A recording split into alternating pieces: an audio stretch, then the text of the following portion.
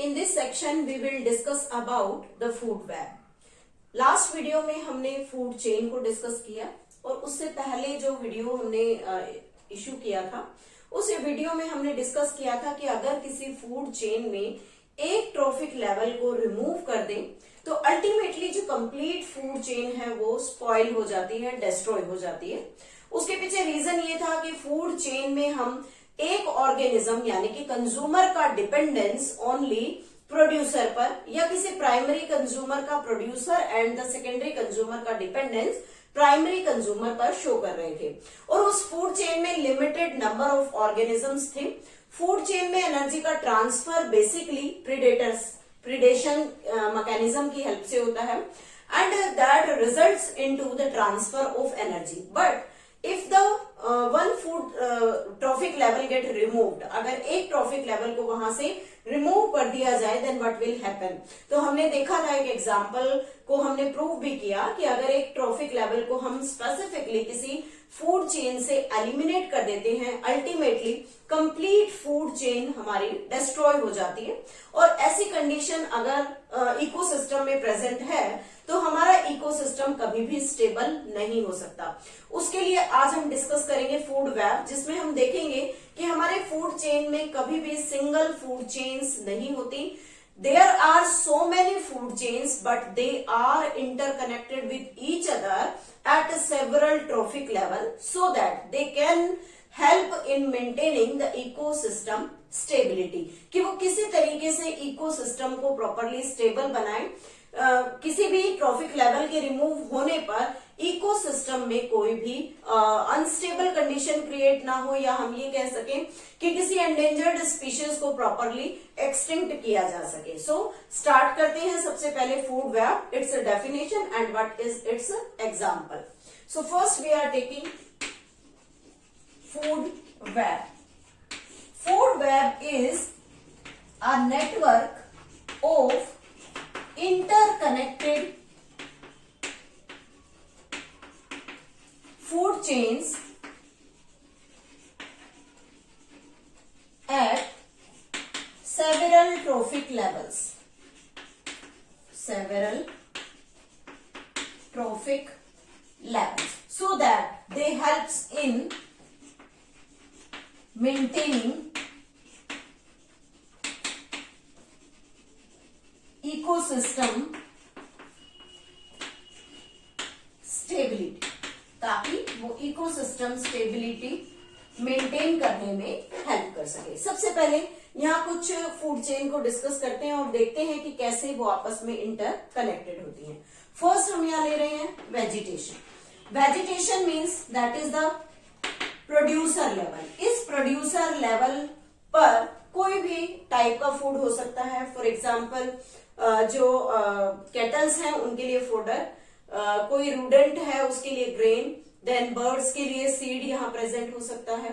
उसके अलावा ह्यूमंस हैं या कोई भी अदर ऑर्गेनिज्म है उनके लिए फ्रूट्स, वेजिटेबल्स या किसी भी टाइप का प्रोड्यूसर यहाँ पर हम कंसीडर कर रहे हैं।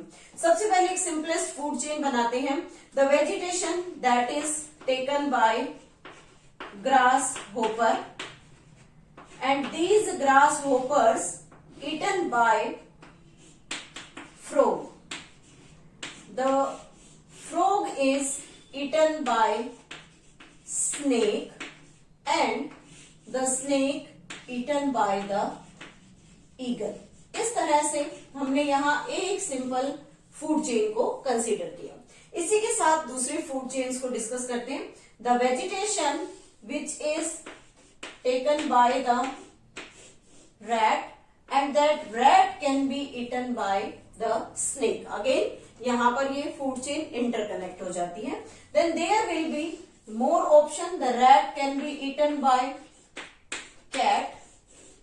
Cat can be eaten by the wolf and wolf can be eaten by lion. That is the top carnivore. Then here we can take, there is deer feeding on the vegetation part.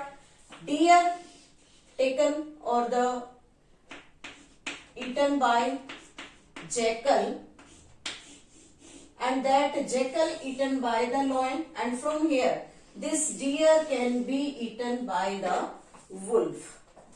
Next example लेते हैं। जैसे कि जो vegetation है, basically यहां पर हमने kettles लिए, उन कैटल में डायरेक्ट फीडिंग लॉइन से भी हो सकती है। तो इस तरह से हम यहाँ देखते हैं कि बहुत सारे जो ट्रॉफिक लेवल्स है वो आपस में एक दूसरे के साथ इंटरेक्ट करते हैं, और इंटरेक्शन में यहाँ एक इकोसिस्टम स्टेबिलिटी बनी हुई है। मींस एक कंज्यूमर के पास एक से ज्यादा ऑप्शंस हैं। जब उसके पास मोर ऑप्शंस प्रेजेंट होंगे, ऑब्वियसली इकोसिस्टम हमेशा स्टेबल रहेगा।